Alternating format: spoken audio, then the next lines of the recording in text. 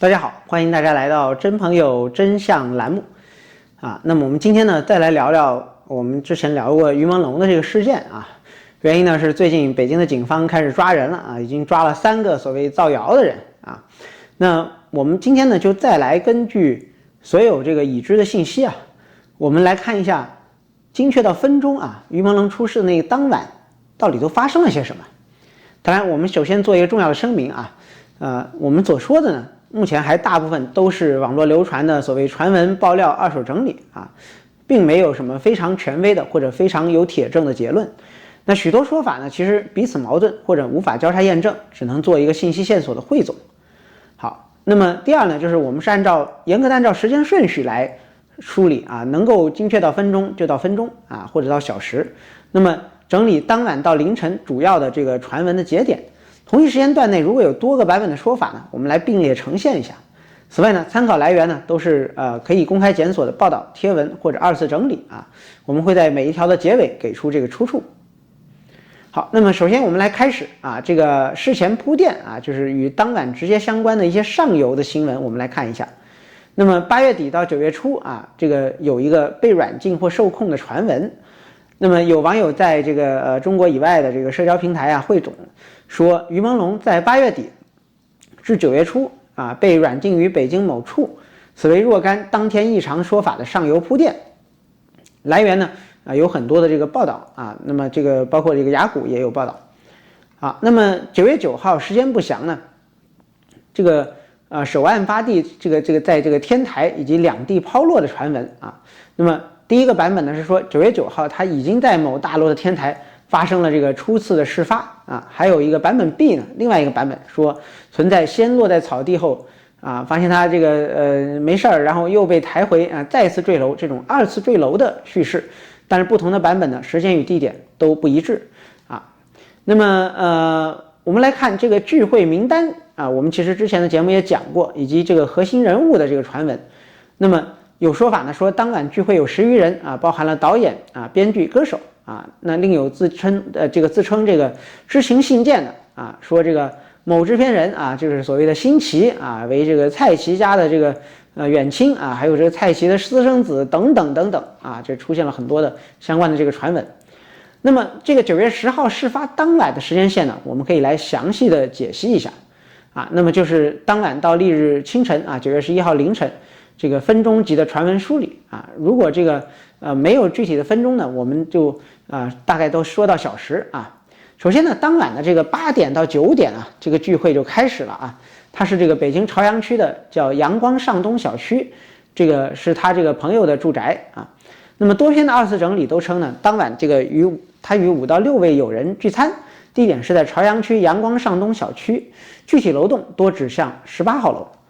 这是媒体引述了网友与物业的口头信息我们进行了一个这个汇总。那么这个包括香港01包括新浪都有报道。那么有一个非常准确的时间是当晚的这个9点31分，他的账号最后在线，这是可以精确到分钟的。微博的名人动态超话页面显示9月10号晚上9点31分，于朦胧的账号上线了，但是他没有公开发表内容。那么这是当晚可以定位到分钟的少数的节点这个是有媒体的多处转述这个腾讯新闻有报道。那么这是一个可以确证的时间点，也就是说他在9点31分肯定还活着当然也不排除是其他人在用他的账号。那么晚上的10点到11点就出现了灌酒和下药的传闻。那我们整理了若干这个包括台湾的媒体有一个2次的报道，说他在聚会中被灌酒并有疑似下药的这种爆料但是这个呢其实我们上一期节目讲过也有人爆料说和这个于朦胧是同一个经纪公司，那么这个公司有这个酒文化就是有灌酒的这种传统。好，那么这个9月11号凌晨我们来看这个就是当夜的后半段那么从晚上12点到1点期间呢，有传闻说他被转移住所或者换地点了。那有说法说呢，当晚的后半段这个于朦胧就从 A 处被转移至 B 处用于解释这个多版本现场与2次坠落的叙事。那么此外呢，还有这个就经纪人刘某的诡异操作那么他事发前1小时，据说接到了这个神秘人物3通电话啊。第一通电话呢是凌晨的1时15分，之后刘某这个表情紧张啊，随后强制给于朦胧递酒。然后第2通电话呢是凌晨的1点45分，之后刘某突然大声说快了，马上就好。那第3通呢是凌晨的2点10分，刘某听完后立刻催促所有人离开。那诡异的是呢，说这3通电话来自同一个虚拟号码，且已被注销。好，那么凌晨2点呢，广泛流传的版本说这个于朦胧就进入了房间，并且把房间的门反锁了啊。那么根据这个自媒体，包括一些什么狗仔新闻啊，汇总的版本，最常见的说法呢，是在凌晨2点钟之后，他本人独自回到了卧室，并且从内反锁了门，成为后续纱窗与坠落路径讨论的起点。那此类说法呢，源自于自媒体啊，还有一个知乎专栏啊，还有这个博主名侦探小燕啊。那么还有一位重要的人物叫导演王某，也有人说这个王某就是辛奇啊。那么他又否认在场啊，据说是遭到监控铁证打脸啊，但是我们也没有看到这个监控画面。凌晨的2点03分呢，王某独自离开啊，神色匆忙，甚至这个撞到了这个保洁推车。聚会现场的照片呢，显示这个王某是坐在这个沙发的这个最中间，右手搭在于朦胧的肩膀上，于朦胧表情僵硬，眼神涣散，桌上摆满了空酒瓶和不明的药物包装。王某被质问后啊，秒删声明电话啊，然后直接关机。然后凌晨3点的时候呢，有传闻说啊，于朦胧被强迫呕吐或者是吞咽这个证物，这个传闻啊，有一个音频的传闻。2次报道指称他疑似被强迫呕吐的这个音频证据啊，这个推测说他可能吞下了关键的证物，但是目前还没有证实啊，这是雅虎新闻的报道。那么凌晨4点的时候，就有一个关于他阳台外倒挂、多人拖拽等视频传闻，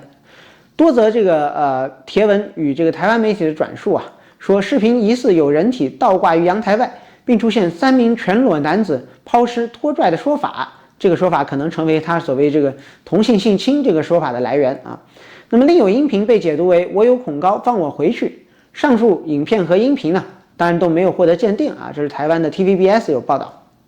好，那么神秘的编剧赵某啊，据说这个是他家啊，这宴会地点就是他的家，他连夜搬家啊。那么邻居回忆到，那天凌晨4点，我被搬东西的声音吵醒，看到4个穿黑衣服的男子在赵某家进进出出，搬的都是纸箱而不是家具。赵某看起来很慌张，一直在看手机。后来上了一辆无牌照的黑色 SUV， 警方证实赵某目前失联，手机信号最后出现在了河北某偏僻小镇之后，人彻底消失了。好，那么凌晨5点啊，有网传称具体的时间是凌晨5点42分。那么据说这是他的这个坠落的时间啊。版本 A 是指这个凌晨5时发生坠落，而版本 B 更详细，说是5点42分，来自网传的监控时间戳、截图和口述。好，那么还有一个版本 C 啊，就是说它的这个路径啊比较复杂，说这个5楼房间这个窗外啊是起点，那窗纱或者是金刚砂有被这个抠开或者撕裂的痕迹，就是香港01的这个报道。好，那么清晨6点的时候呢就被发现了啊，他被发现，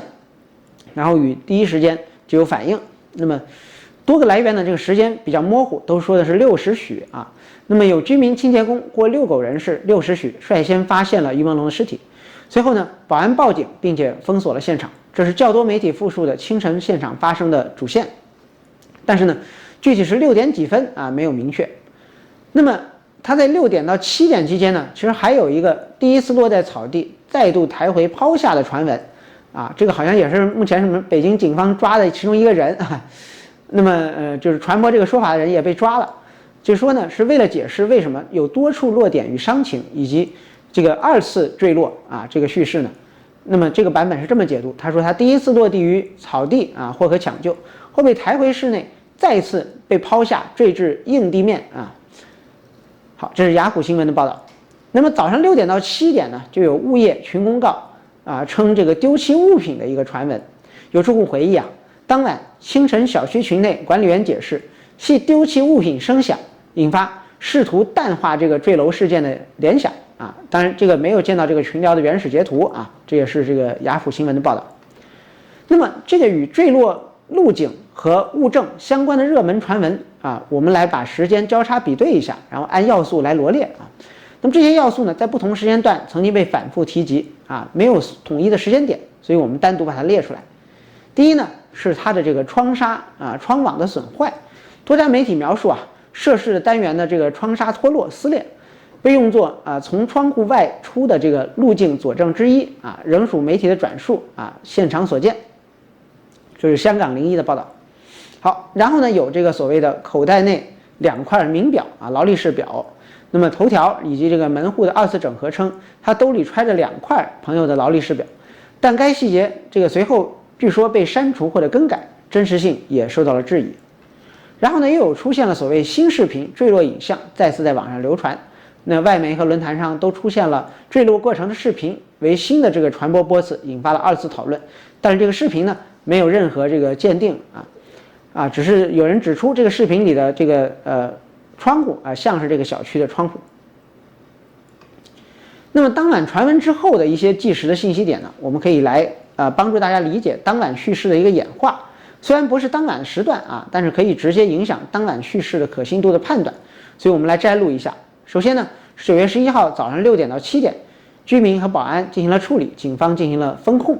那9月11号的下午2点50分啊，那香港的媒体联系了物业，证实有人坠楼，但当时尚不确定是否为明星，也不确定是否是于朦胧。那么配发了18号楼纱窗脱落的这个现场画面。那9月11号的这个白天时间呢，中国大陆的门户报道都称这个警方派出所让等官方通报，那舆论就开始高速发酵了啊！这新浪新闻的报道。那9月11号晚间呢，就是于朦胧工作室发布了坠楼身故，警方排除刑事嫌疑的官方式的表述，成为当夜传闻的初步定调的一个对照组啊。这个大家可以对照这个新闻。那么这个是一个比较权威的报道啊，是腾讯新闻的。那9月16号5天之后呢，这个母亲的公开信啊，说她是饮酒后意外坠楼啊，然后就呼吁大家停止传谣，理性看待。啊，这是这个所谓家属的立场啊，对于当晚的传闻起到了反证和否定的效应。但是呢，因为很多人质疑这个公开信写起来不像一个刚刚痛失爱子的、痛失独生子的母亲的口吻啊，所以这个公开信也是饱受质疑。好，我们来快速看一下分钟时间可信度的一个对照清单，来梳理一下啊。那么我们根据公开可核实报道的多寡与一致性来做这个信息学层面的颗粒度的一个标注并不代表实际上的这个可信度啊。好，那么如果有高呢我们认为可信度高呢，那就是代表主流媒体有一致转述而且认定是事实。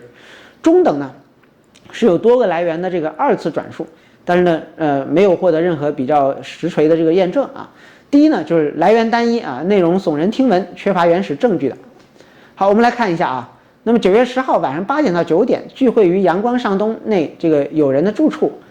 然后这个5到6位友人，这个可信度是中等。当然，网传对名单的这个争议很大我这上期节目已经讲过，就不赘述了。这是香港01新浪新闻都有报道。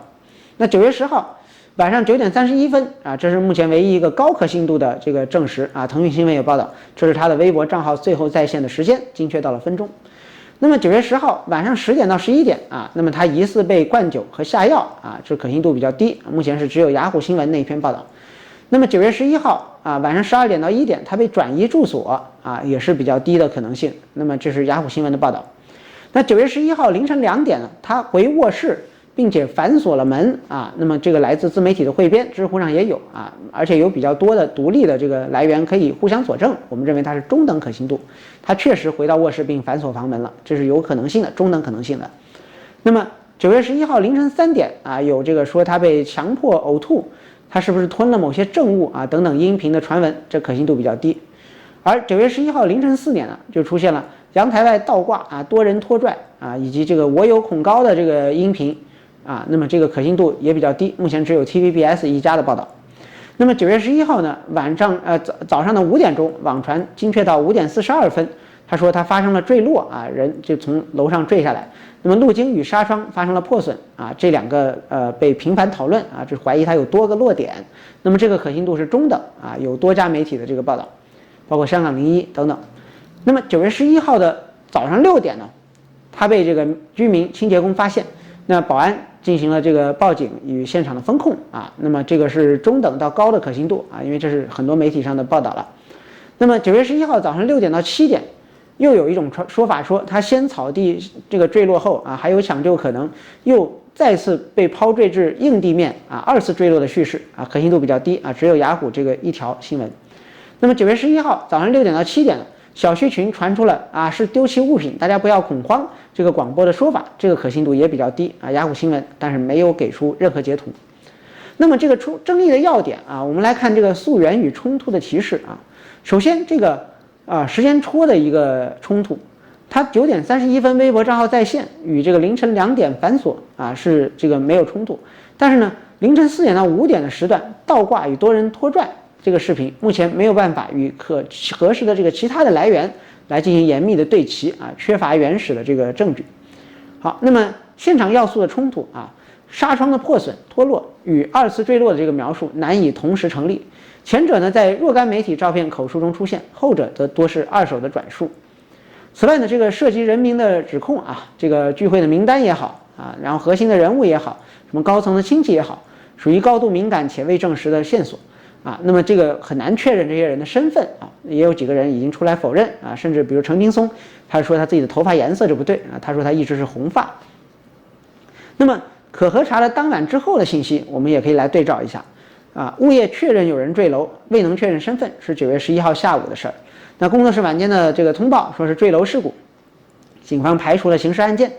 那家属母亲的公开信称是饮酒后意外坠楼啊，呼吁这个停止传谣。当然，这里面最大的疑点，我们前面节目也说过，就是为什么多人同时饮酒的时候，他意外坠楼了，其他人没有受到调查呢？对吧？啊，所以呢，我们看到这整个事件啊，虽然说确实中国现在这个信息管控它是一个黑箱，对吧？又开始抓这个所谓传播谣言的人了，那就可以看出来这个事儿应该影响是很大。那么我们只能够通过上述这一些已经流露出来的信息，然后呢，我们真相栏目的宗旨就是给大家尽可能的去还原事实啊。那么我们也如实的告诉大家哪些东西我们认为可信度怎么样。那么这个恐怕是目前解开这个中国国内的一些传闻所谓真相之谜的唯一的一种路径了啊，我们也尽力了。好的啊，那欢迎大家这个不定期更新啊，欢迎大家这个订阅，然后收看我们这个真相的节目啊，我们下期再会。